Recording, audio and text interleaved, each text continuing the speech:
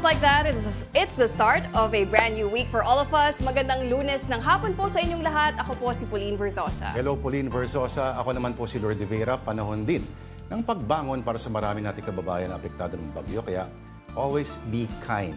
Today, make someone's day bright. Welcome to Afternoon Delight.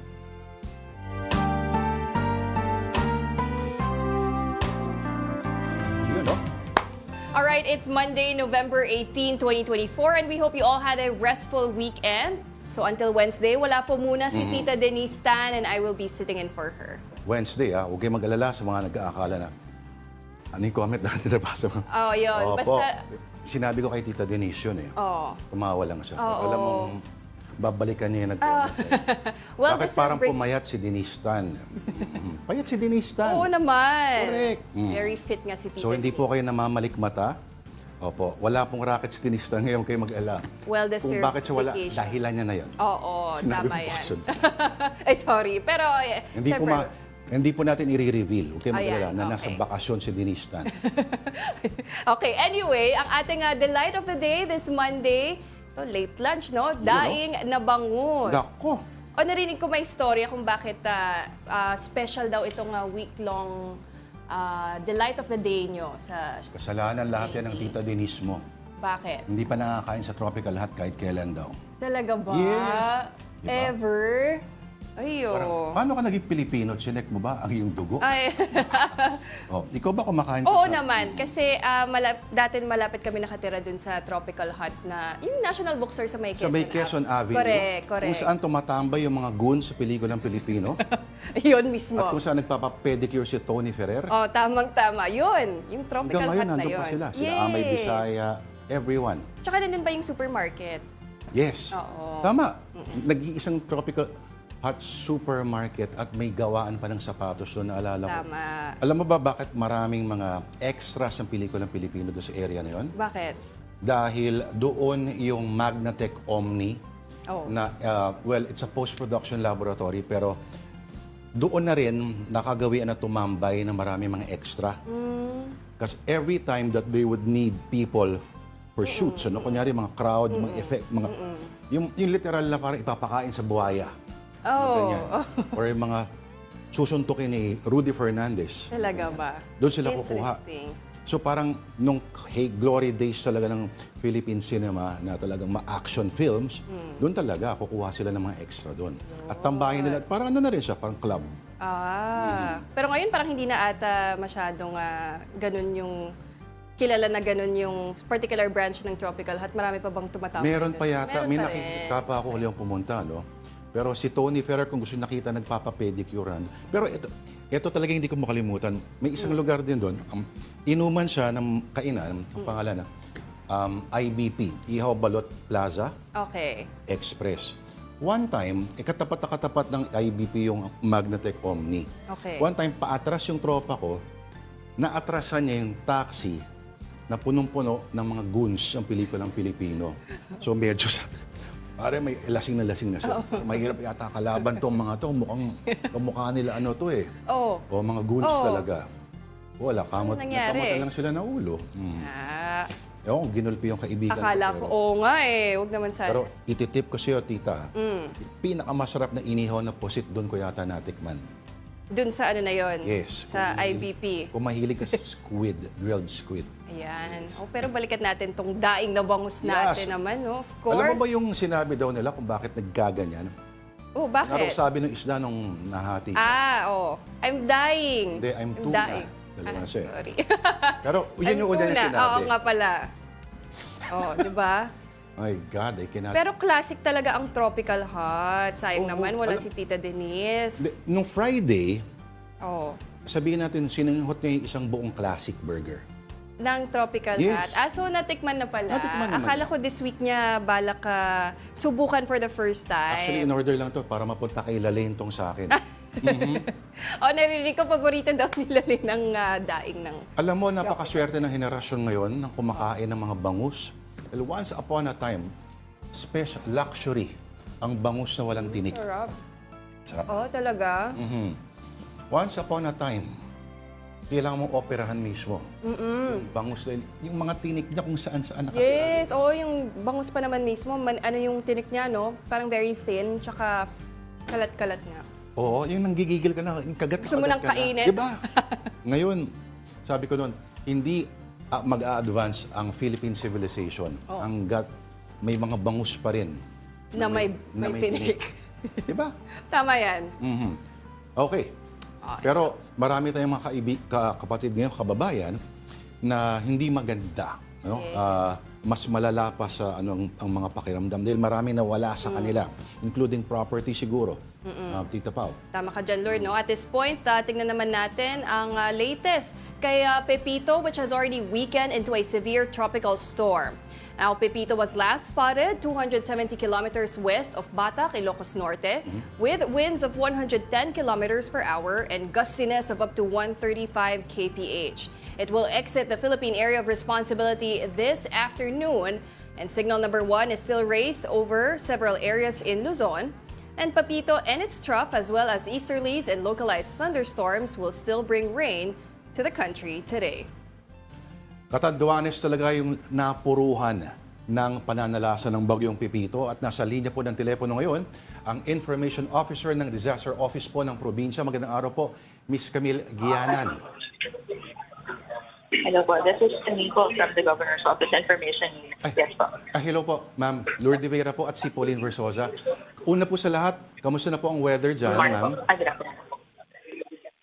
Yes po, we are generally fair weather po dito sa probinsya.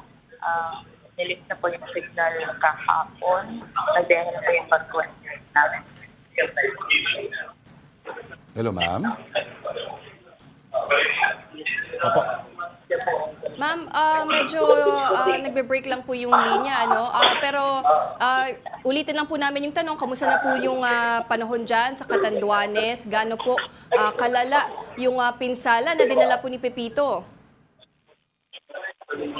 Ngayon po, generally fair weather na kami sa probinsya. Signal number 1 has been lifted effective yesterday po. Balik biyahe na po ang mga barko and flights. Right now, total power shutdown pa rin po kami. No power across the province. Telcos po, signal, mahina po. Generally sa buong probinsya, sa Dirac po, we can only survive every now and then. Medyo mahina pa rin ang signal. Ang families affected po nitong Typhoon Pepito ay umabot po sa 38,000 families. And sa persons po is 133,000. Marami po tayong mga pananim na nasira, lalo na po sa northern part. And mga infrastructures na reported po na nagiba, especially lightweight materials po. Opo.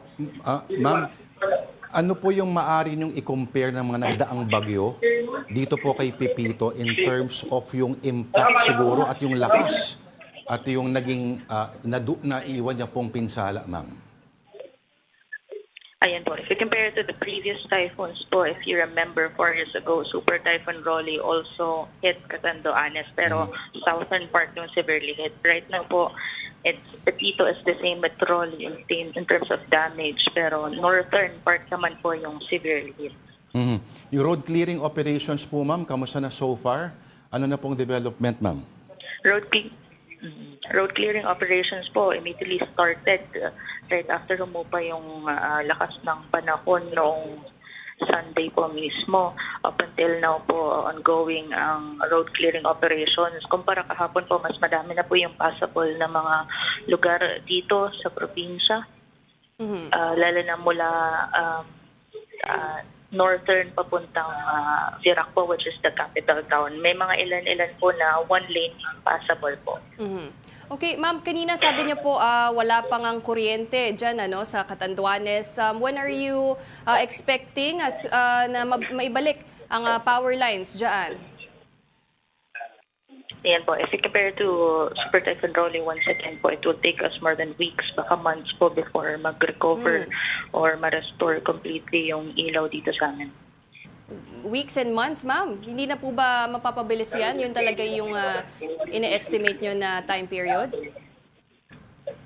Opo, Super Typhoon Rolly po, we started November. Ang completion yun, nasa around January po ata.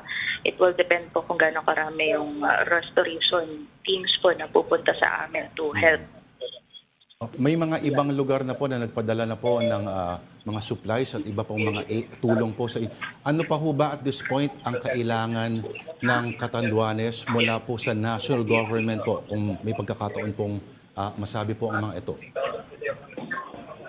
Yan po, since matagal-tagal po yung estimated resumption ng kuryente and communications, of course, kailangan po namin ng marami pang in-kind donations, food packs, pati po mga GACs or construction materials, ang kumpuni ng mga kabahayan ng mga nawala nating residente ng bahay. Of course, we need the help augmentation po sa power restoration and restoration po ng telcos. Alright. Kamusta naman po, ma'am, mga residenteng nasa evacuation centers? Meron po kaming natanggap na data no, na may 6 na munisipyo na talagang matinding tinamaan po ng bagyo. Is that correct, ma'am? Opo. Yes po, 6 po yung, that's the northern part po talaga. Yung port area, yung port... Right now po, Go ahead, ma'am. Go ahead po. sige po. So right now po sa evacuees na record po is nasa around 81,000. Pero kaugalian po ng mga Katandungan noons na after bumagyo, uuwi po talaga yun para mag-start i-company yung mga bahay nila. Ma'am, yung port po ho ba ay maayos naman po at kumbaga nadadaungan po ng maayos kumbaga ng mga dumarating po ng mga barko, ma'am? Yes po, yung mga ports po kasi dito sa Catanduanes, nasa southern part which is Virac and San Andres. Right now po, balik biyahe na po, nakakadaong na din po yung mga barko po. Opo. Yung sa mga areas po like Karamoan, okay naman po. Yung mga tourism infrastructure po doon, pati na rin po dyan sa mainland. Ay, kamusta ho ba? Apektado ho ba, ma'am? Yung tourism-related activities po has been suspended prior pa po ng bagyo. So we're waiting for the damage report from the tourism office as well. Although clarify ko lang po, Karamoan is not part of Catanduanes po. Sorry po. All right. Anyway, maraming salamat sa panahon niyo and we wish for the quick recovery of the province. Ma'am, maraming salamat po, Ms. Camille Gianan po, ang Information Officer po. Thank you very much po. Catanduanes Disaster Office. Maraming salamat po, ma'am. Thank you po. Now, later on in the program, we will also be checking on other areas affected by Typhoon Pepito, so do stay tuned for that. Alright, ito naman po, konting hinga muna tayo and let's go on Alam a mo, much lighter note. konting inumin muna tayong tubig. Sorry na ako bigla. Nagulat ako doon, Nauubo ako. Alright, pero ito, tignan mo naman po natin ang pinag-uusapan sa social media Konti over pa. the weekend. Sige, game. Okay, ano ba itong pinag-uusapan? Okay, ito ang looking at the glass half full. No? Okay. First ever Miss Universe Asia.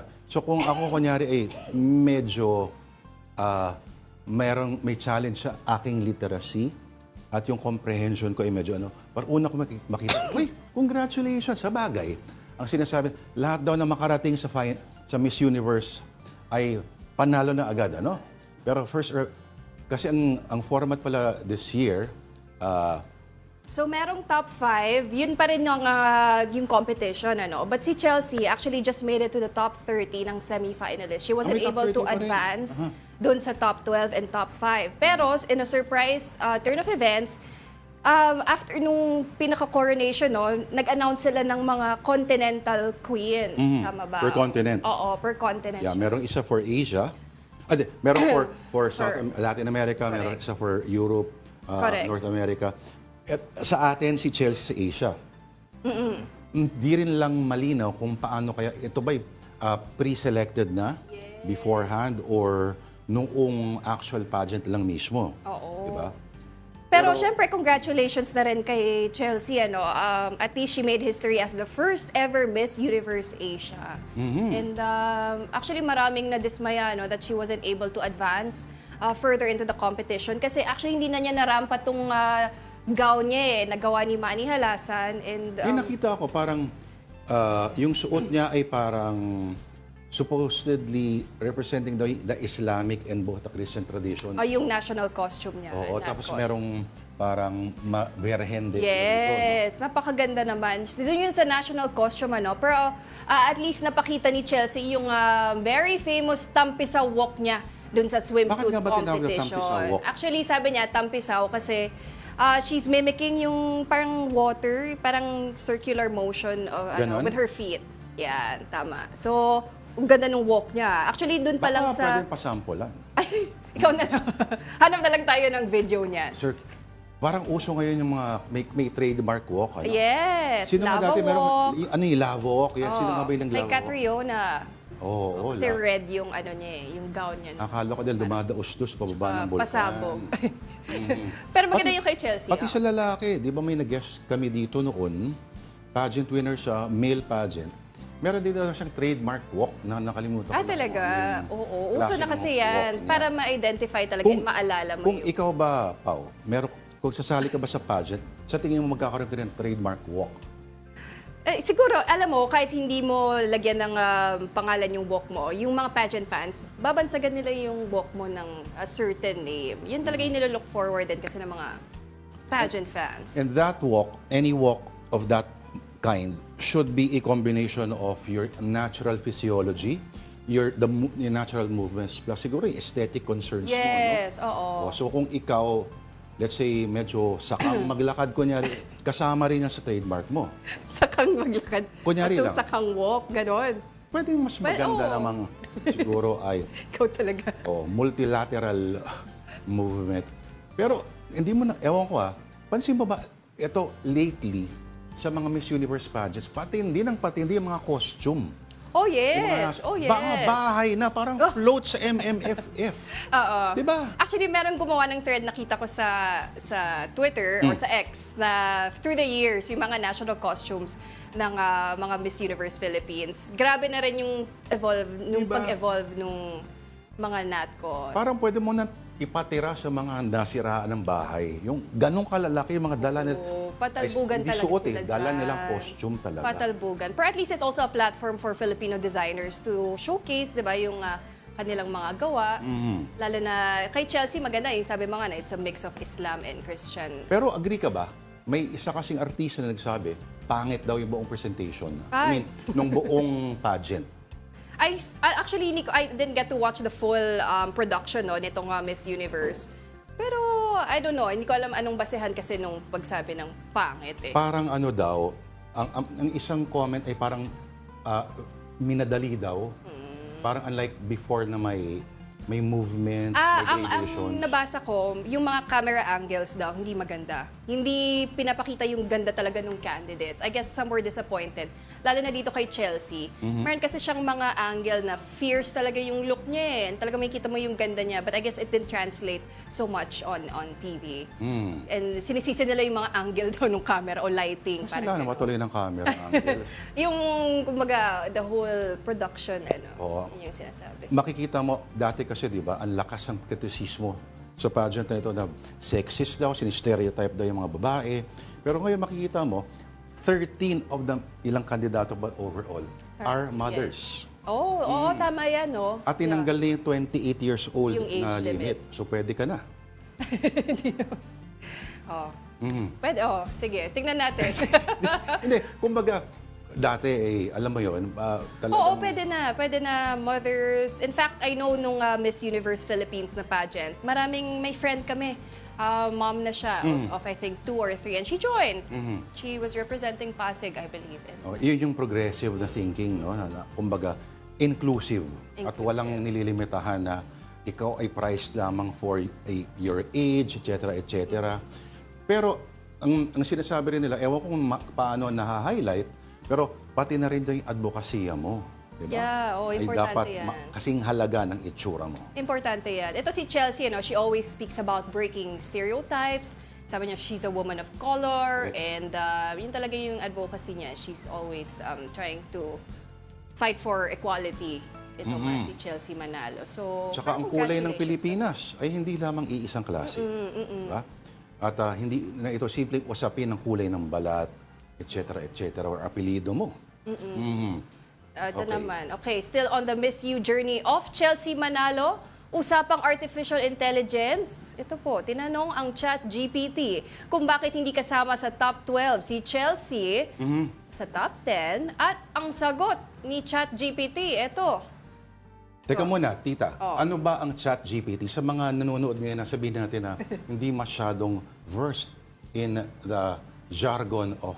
ChatGPT. So basically ngayon, panahon na tayo ng artificial intelligence, Yes. diba? So you can ask ChatGPT anything, as in anything you want. Kung facts ba yan, baka siya pwede na siya maging therapist eh. Parang So, oo. oo. Para siyang Google, pero on steroids. Di ba? Correct. Generative AI ang tawag nila eh. Pero eto nga, ang pinakamaayos na gamit ng chat, if you wanna get the best results daw, normally sa English mo siya dapat tinatanong. Yung mga sagot, i-response sa Tagalog daw ay hinahasa pa rin daw. No? So, tinagalog yung sagot, eto, at tinagalog yung tanong, So meron Ito'y sagot. tanong, bakit kaya hindi kasama sa top 12 si Chelsea sa Miss Universe? Okay. So, ang sagot ni ChatGPT, ang problema kay Chelsea ay kulang sa pagkukusa. Lagi naghihintay. Lagi raw naghihintay. Hindi sagot po to ng ng AI. Oo. Lagi naghihintay na tawagin bago pumunta sa unahan. Siyempre naman, di ba? Alam nga naman pumunta ka doon, di ka tinawag. May tawag doon, atribido. No? O atribida. Sa ganyang kompetisyon, mahalaga ang presence of mind at ang pagiging proactive sa susunod. Kahit hindi tawagin sa top 12, magkusa na lang pumunta sa harap at ipakita ang kanyang kumpiyansa. May tawag doon. Oo. O illegal motion. Makapala na ng mukha yun pag gumanon siya, di ba? Ang pagkukusay mahalaga dahil dito nakikita ang pagiging handa at sigasig sa anumang sitwasyon. Hindi dapat alam mo yung sagot ng ChatGPT dito. Oo. Para yung estudyante na hindi ready sa recitation, Naghanap na lang ng alam, ng paraan para may masagot. pero confident yung sagot niya. Oo. Di ba?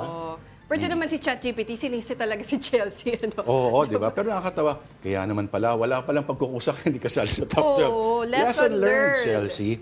Maring tinagpa si MJ Lastimosa. Oo. Ano kaya ang sagot dito? Actually, sabi niya, may point naman. Tama ba? Parang yun yung sagot ni MJ. I hope sarcastic din yun. Oo naman, syempre sarcastic yun. O, May- ngayon, sinubukan ko asking the same question ilang hours after. Sa online version ni ChatGPT at, Ayan. ito again, bakit hindi kasama si Chelsea Manalo sa top 12 ng Miss Universe? May problema ba na hindi ko nilagay yung question mark? Baka. Oo. Ito ngayon, my God, may bullet points na siya bigla. Oo, May 1 to talagang 5. parang ano na yan. Ito, mas Thesis. matino-tino ito. At totoo, Tita Pao, no, sabi nila, kung hindi mo raw gusto yung sagot ni ChatGPT, you have to ask it again. Correct. Because it has a it has a system of correcting itself para i-improve niya later on. So, tanong ka lang ng tanong hanggang ma-perfect. So, mukhang marami rin nagtanong yung ginawa ko tong araw na to. Marami nang gumawa, kaya itong nakuha niya, okay. At parang essay writing student. No? Yes. Diba? Para may intro muna, tapos may isa-isa, enumeration. Paghusga sa bawat bahagi ng competition. So may iba-ibang kategorya. So wala na rito kanina yung parang lasing na sagot ni ChatGPT. May tawag sila dyan, hallucinations. Baka kailangan ilagay. Make it more... Sumagot ka na parang lasing. Baka mag-iba yung Posible. sagot ni Or, ChatGPT. hindi, hindi yan joke, ha? Pwede mo rin sabihin na sumagot ka na parang historiador ka na may insight into human psychology and it will give you the best results. Specific. Tingnan mo, halimbawa, bakit hindi Miss Universe, okay?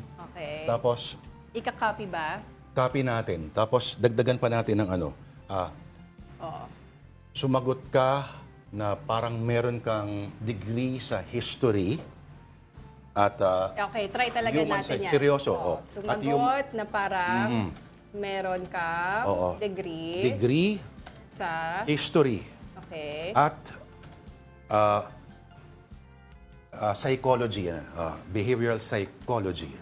At tingnan natin kung anong isasagot. Dapat medyo streamlined yung tanong mo talaga. Oh, Oh, ayan. yan na. Oo. Kombinasyon daw ng elementong kultural, psikolohikal at estratehiko. Strategic daw. Ang lalim ng Tagalog Di ba? niya. Historical Oo. context ang issue. Nagbigay pa siya ng background. Oo. Tapos, Ang socio-cultural at ang pageant politics, alam mo, mawawala ng trabaho ang mga taga-recto dito. Yung gumagawa ng mga term paper noon dahil may chat GPT na. Oo nga. Di ba?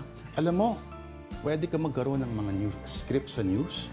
Chat GPT lang gamit mo. Sa lagay na to, libre pa to, ha? Hindi tama, pa to yung tama. binabayaran. Pero syempre, meron ding mga hindi kaya gawin ni ChatGPT. Gaya diba? ng? Yung human element. Sometimes, hindi pa niya masyado mag-grasp yung context ba nung gusto mong sabihin. Parang yun yung napansin ko sa kanya. Pag minsan papa-explain ko isang topic, hindi niya masyado pang maano. Kaya ipapasummarize mo yung house hearing. Ginawa mo yan. Trinay ko gawin yun. O kasi naman, 14 hours ang house hearing. O, summarize. Diba, may mga hindi pa siya yung mga context ng ano. Baka kasi So, I may hindi guess, ka tinanong. Or hindi mo sinama hindi siya topic. updated ata ang ano doon. Dapat tinanong mo ulit. Pag tinatanong mo kasi ulit, gagawa siya ng paraan, magpapabibo siya sa'yo. Ngayon ito, inisip ko kanina habang nagka-countdown si Direk, ano? Nagtanong pa ako, nagbukas ako isang chat GPT window. At ang tanong ko ay, paano kaya si Pauline Versosa ng One News Now ang representative ng Pilipinas? Oo. Oo. Hindi ko tiyak kung anong particular dahilan kung bakit hindi si Pauline Versosa ang naging sa One News. Pero maari may mga kadahilanan sa likod ng desisyon tulad ng pamamahagi ng responsibilidad at Naku, network nag-feed decision ka ng at ganyan pagpili kay- batay sa skills. Ayun. Ayan, ha? Pero hindi ang kalokohan ko, hindi ko sinama ng Pilipinas sa Miss Universe. So dapat i-fine tune natin sa tanong niya. Okay. Naku, baka maano na ako sa chat GPT na Kasama ka na talaga dyan. naging, bakit di na ako naging House of Representatives? Mapasok na yan sa brain ni chat GPT Oo, na... tsaka markado kasi kung ka na anong niya. ini-input mo sa kanya, di ba? Pinasummarize mo yung Question. house hearing sa kanya kasi. Oh, yun lang. So alam niya na. Yung babae kasi to mahilig sa shortcuts. Alam Oh, niya na. 14 hours kasi ba naman yung hearing na yun, di ba? Sabi ko, Oo. parang ang hirap panoorin to lahat ulit. Pero mamaya, ifa-fine tune natin yung mga Ayan. sagot niya, yung mga tanong. Anyway, Sa sa'yo pala ngayon, to. oo, move on to entertainment muna po tayo. 2 powerhouse girl groups held their concerts in the country this weekend. Ito, Beanie went all out during their first day of their Grand Beanieverse concert at the Smart Araneta Coliseum on Saturday. The nation's girl group delighted fans with their hit songs Pantropico, Feel Good, Wag Muna Tayong Umuwi, and Salamin Salamin. They were also joined by OPM icons Regine Velasquez, Gary Valenciano, and several Filipina drag stars. Day 2 of the Beanie concert has been moved to tomorrow, November 19, due to the inclement weather. Meantime, K-pop legend 2NE1 returned to the Philippines for a 2-day reunion concert at the Mall of Asia Arena.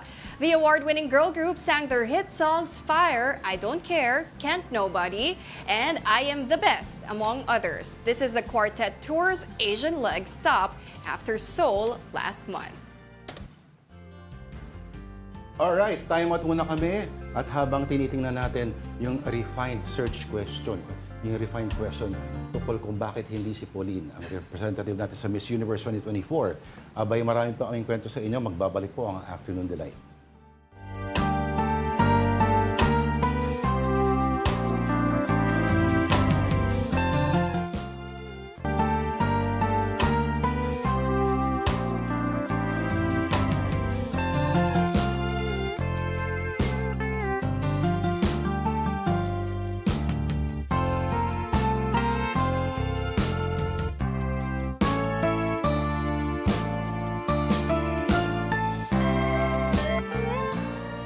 Alright, nagbabalik po ang Afternoon Delight dito po sa One News. Ako po si Lourdes de Vera. At ako naman po si Pauline Versosa. Thanks so much for staying with us. Severe tropical storm Pepito has wrought devastation to Catanduanes where it first made landfall this weekend. But it also did not spare other parts of the country. News 5 correspondent Gio Robles reports.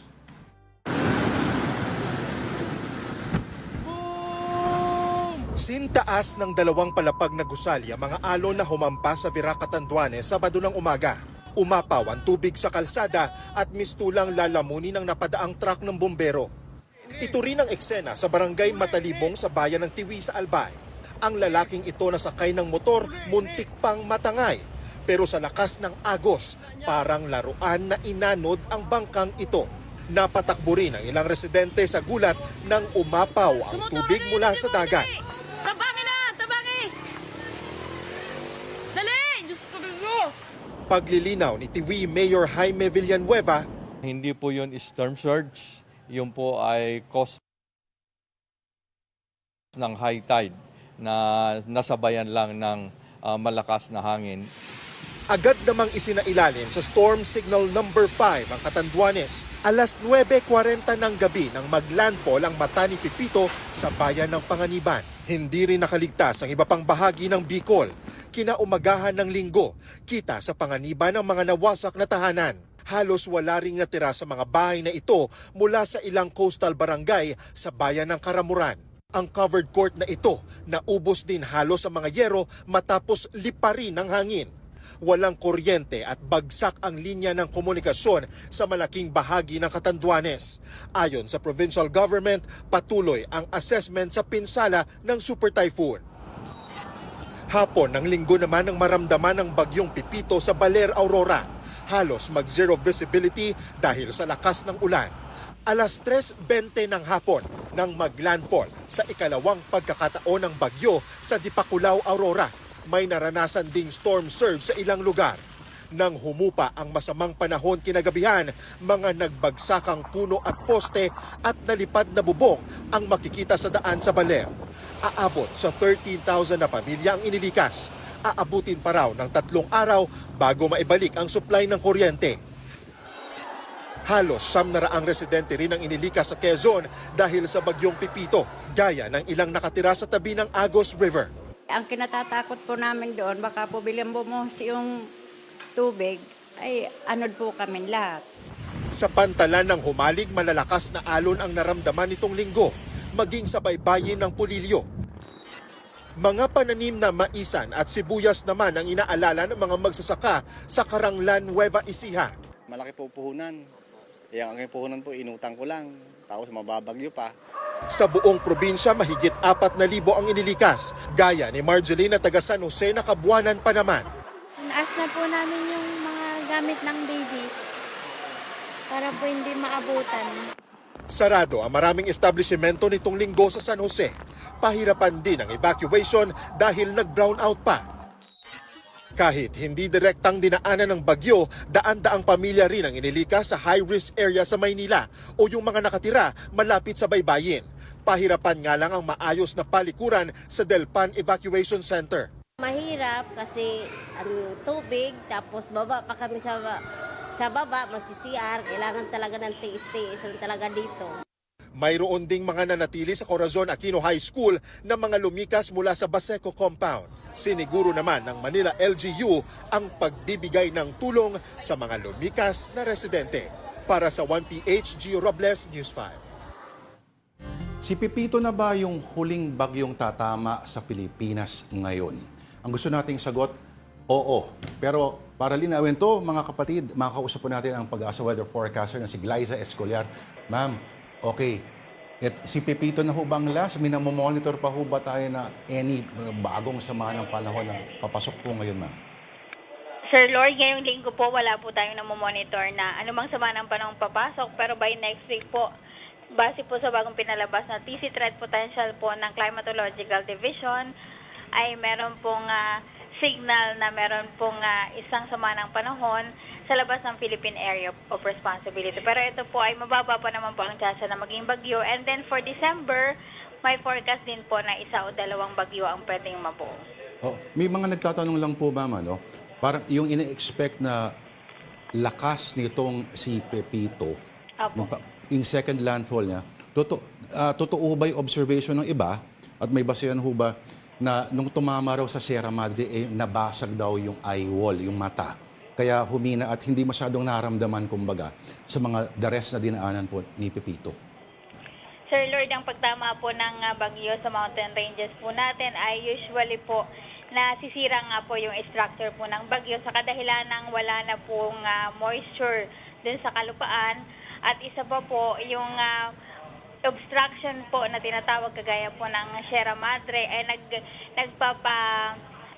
yung vertical ano po niya, alignment, ibig sabihin kailangan nakatayo po kasi ang bagyo from bottom to up to the highest level of the atmosphere. Kailangan po yan naka-straight po ang pagkakaporma niya. Pag tumama po ng Sierra Madre ay tumatagilid po yan. So pag tumagilid po, bahagya po yung hihina at hanggang sa makarecover po yan. Pero bago po siya makarecover ay mahina na pong bagyo po bago pa po makalabas po ng kalupaan.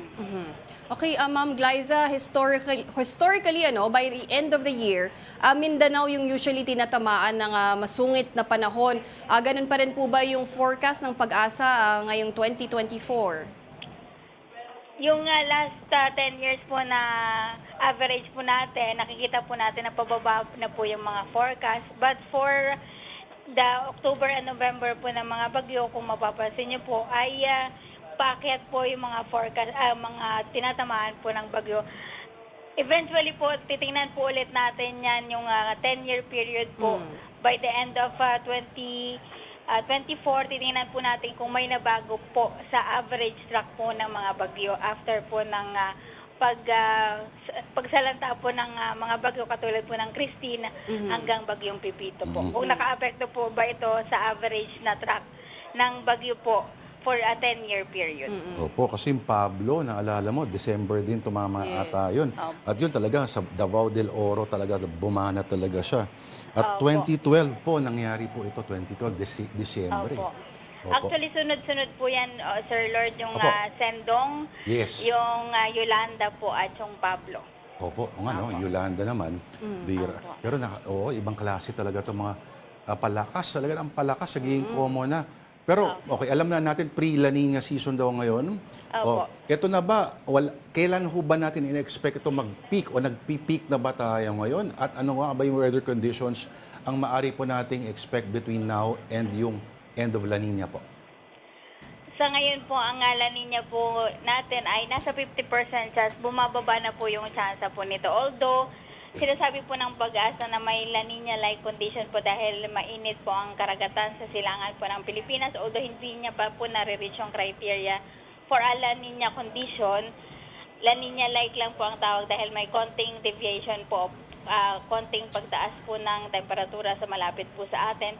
Pero dahil po sa pagdaan po ng 6 halos na bagyo po dito sa may Pacific na malapit po sa atin, ang sinasabi po ngayon ng mga eksperto ay malamang po na hindi matuloy na ang La Nina dahil nahalukay na po yung tubig dito po sa silangan po ng ating bansa at yung warming po dito sa malapit ay eventually po baka hindi na po magtuloy-tuloy. Baka po bumaba na rin po yung temperatura sa Pacific po dahil nga sa pagdaan po ng maraming bagyo.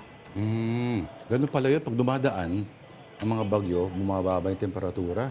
Pero speaking of mababang temperatura, ma'am, yung amihan season ba, hindi ba marami nagtatanong, hindi ba dapat ngayon medyo nararamdaman, nagja-jacket at tayo ng medyo kapal-kapal lang konti? Kailan ho ba inaasahan ang pagdating po nito? Opo. Ang naging consequence po ng pagdating po ng mga bagyo ay hindi po nakakausad po yung amihan na galing po sa Siberia o sa China po. Kaya ina-expect po natin na matutuloy na po ang pag-iral ng amihan po. Likely po ngayong linggo po ay maaari na po mag-declare ang Pag-asa na simula na po ng amihan. Sana naman matunaw na yung mga nagbabalak pang dumalaw hanggang Pasko ng bagyo. Sana wala na yon. Anyway, Ma'am Glyza, maraming salamat po. Dahil itong nakalipas sa mga linggo, sunod-sunod ang mga bagyo.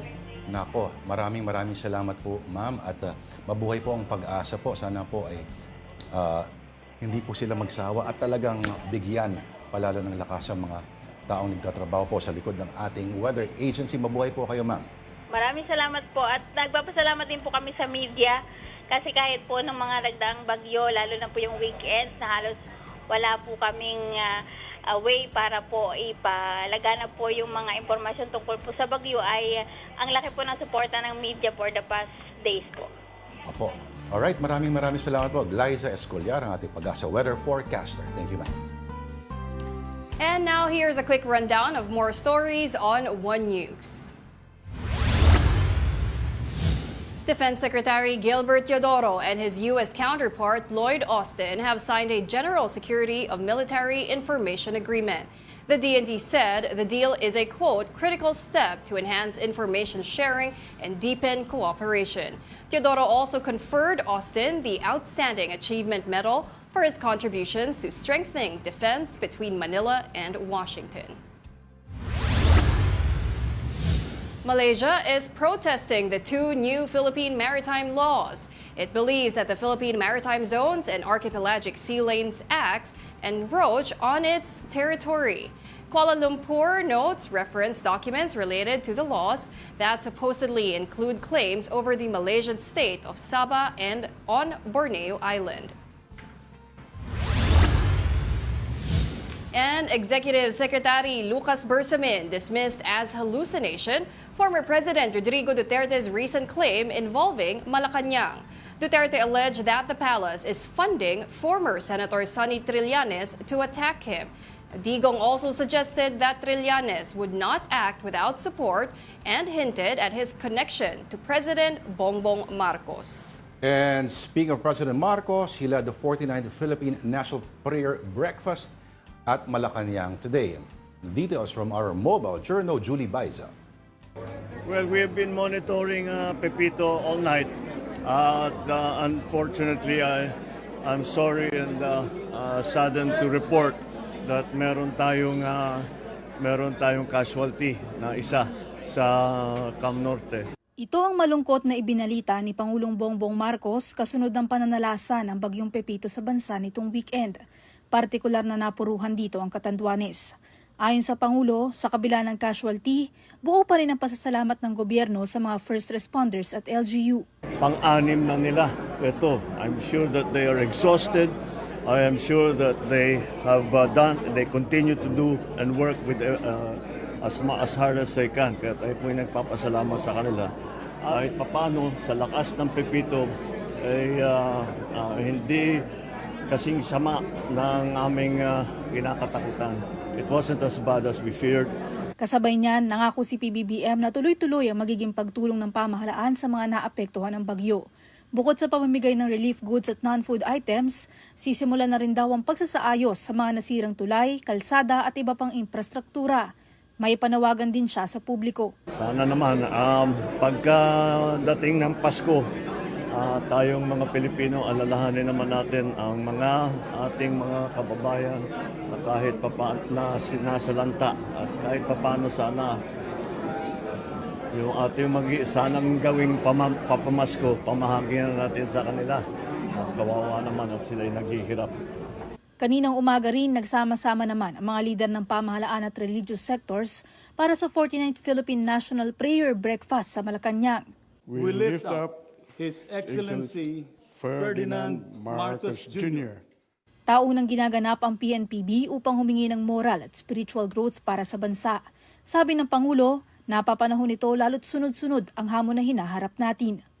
As it is a particularly appropriate time, considering the challenges that our fellow Filipinos have been facing since October 21, when severe tropical storm Christine entered our area, and until today, as Typhoon Pepito crosses our archipelago. Mobile Journal Julie Baiza po, hatid ang mukha ng balita. At makibalita naman tayo down south, courtesy of One News Cebu Desk, Dale Israel. Dale, okay, kamusta dyan? Yes, maayong hapon, Lord and Pauline. A barrage of complaints have been filed by appointees of and allies of dismissed Mayor Mike Rama against Cebu City Mayor Raymond Garcia at the Visayas Ombudsman. Just last Friday, another complaint was lodged by 3 appointees of Rama for usurpation of authority and illegal dismissal against Mayor Garcia, City Administrator Christine Joy Batucan, City Legal Officer Santiago Ortiz Jr., and HR Head Henry Tumalabcan. Earlier on, there were already 4 similar cases, including a nepotism case for the hiring of the wife of Mayor Garcia. But the mayor already said that the appointment of his wife was signed by dismissed Mayor Rama, and when he took over as acting mayor, his wife was already resigned.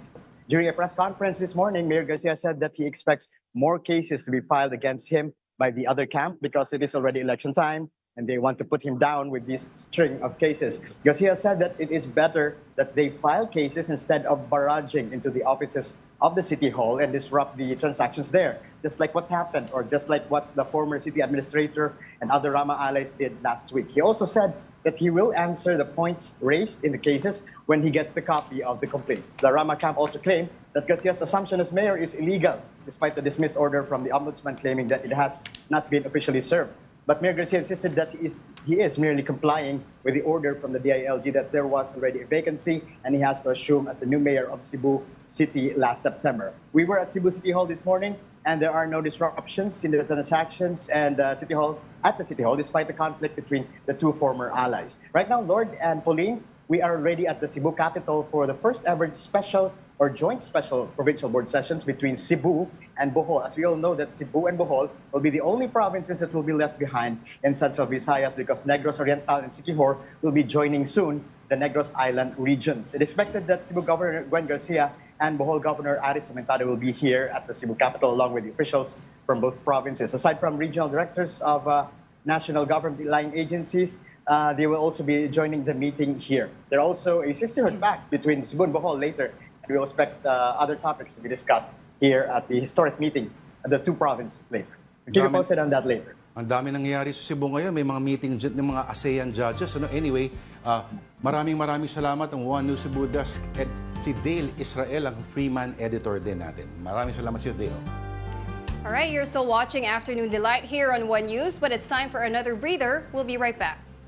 If you're looking for an escape either for two years, 3 years, 4 years, or 1 year, there's no better place than on a ship, right? Where you can wake up every day to a new backyard and get everything you need taken care of. Whether that's food or laundry or getting around the world. It's a very reasonable and achievable way to live a lifestyle like this. So you have the 1 year escape from reality. You have the 2 year midterm selection. You have the 3 year anywhere but home, and you have the 4 year skip forward.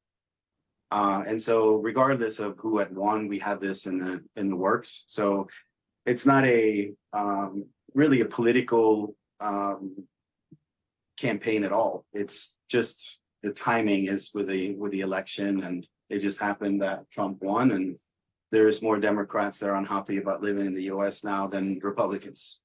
We go to about 150 countries in a circumnavigation, about 425 destinations. So in the 4 year period, it might be a little more than that.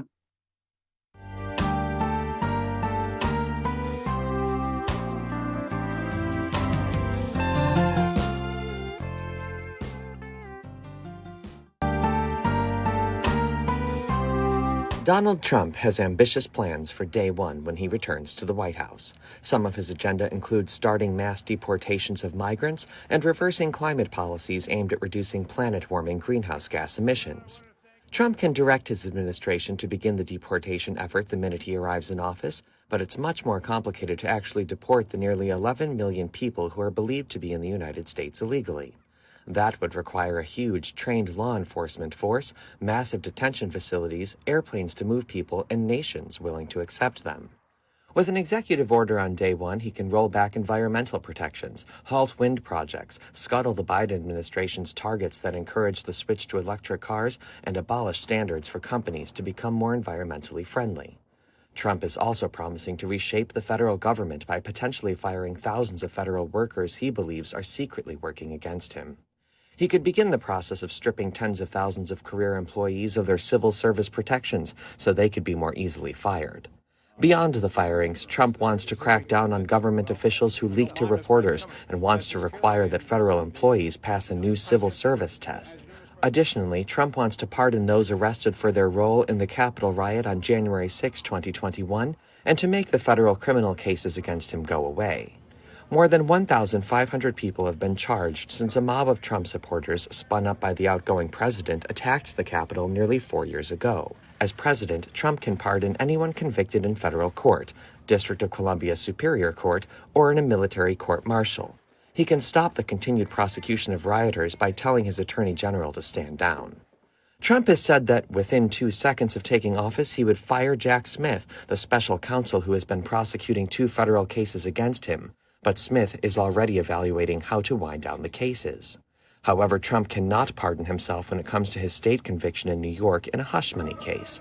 But he could seek to leverage his status as president-elect in an effort to set aside or expunge his felony conviction and stave off a potential prison sentence. When Trump took office in 2017, he had a long Day 1 list too, but not everything on that list happened right away. And we're back. Still watching Afternoon Delight. Gusto ko yung voice-over na parang natutulog yung bata sa kabilang kwarto. Ako po si Lourdes Vera, kasama po si Binibining Pauline Versosa. All right, now here's some sad news from the local entertainment industry. One of the vocalists of the band Aegis, Mercy Sunot, has passed away at the age of 48 on Monday. In a Facebook post, Aegis said Sunot battled cancer.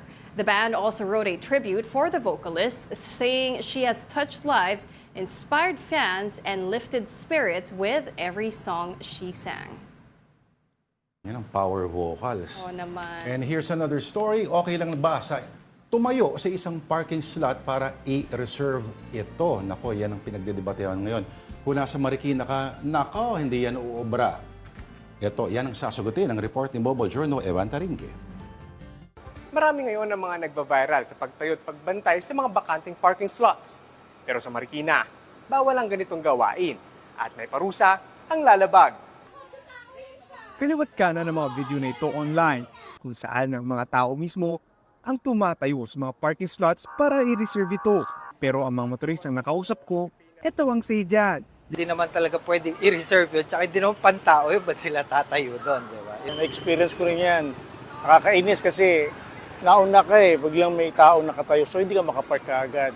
Sa Marikina, mahigpit na ipinagbabawal ang pagtayo para magreserba ng parking spot sa ilalim ng Ordinance 002, Series of 2023. Sakop na ordinansang ito ang mga parking space sa loob ng Marikina, private man o public ang lugar. Sa lahat siya ng establishment sa Marikina, mapa-church, school, private establishments like banks, malls, groceries, lahat ng may parking space. Sino mang lalabag sa ordinansang ito ay maaaring pagmultahin ng 1,000 piso o pagganap ng 8 oras na community service. Sa kasalukuyan, wala pa namang naitatalang kaso ng paglabag sa ordinansang ito. Layunin din daw ng LGU na mapairal ang disiplina at parking etiquette ng mga Marikenyo sa mga parking spots. Kung maaari sa buong bansa, para at least alam mo yon, madisiplina lahat. Hindi lamang yung pagpupunta ka lang ng Marikina tsaka ka lang magiging strict. Pagdating sa parking, palaging first come, first serve. Pero sana naman, patas ang paraan natin upang makuha ito. Mobile Journal, Ivan Tarinque po, hatid ang mukha ng balita. Pero itong susunod na segment natin, laging may libre dito. Anyone, anytime, pwede pumarada dito. At may kinalaman pa rin sa sasakyan ang ating portion na paborito po ninyo. Ito na po ang ating I Saw the Signs.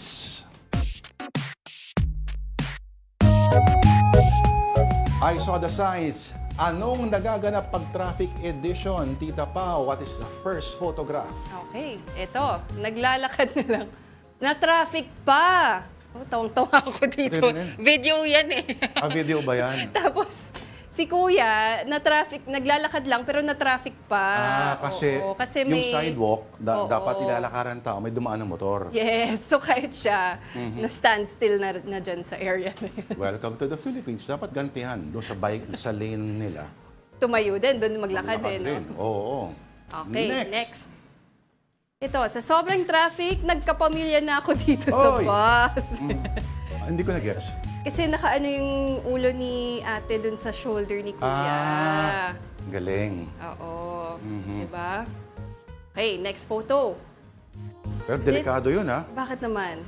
Kung may nililigawan ka, tapos nakita. Oo nga, no? May Paano pamilya may ka na pala, girlfriend? hindi mo sinasabi sa akin. Oo. Masabi, nakita ko may nakapatong sa balikat mo. Mahirap itanggi yun.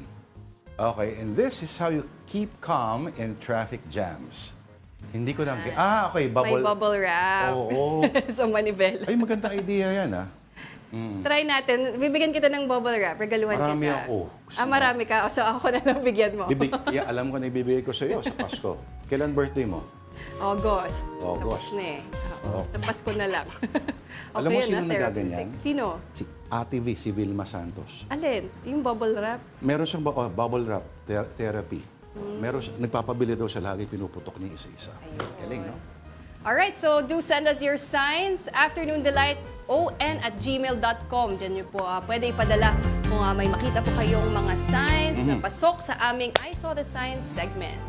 Oo, at bukas na lang siguro yung comments, utang namin yon. Babasahin naman ang comments ninyo. Alright, but for this Monday, November 18, that will do it for us here on Afternoon Delight. Thanks for watching. I'm Pauline Verzosa. Join us again tomorrow, 2 p.m. Hello, tatay ko. Ako po si Lourdes Vera. Enjoy the rest of your afternoon.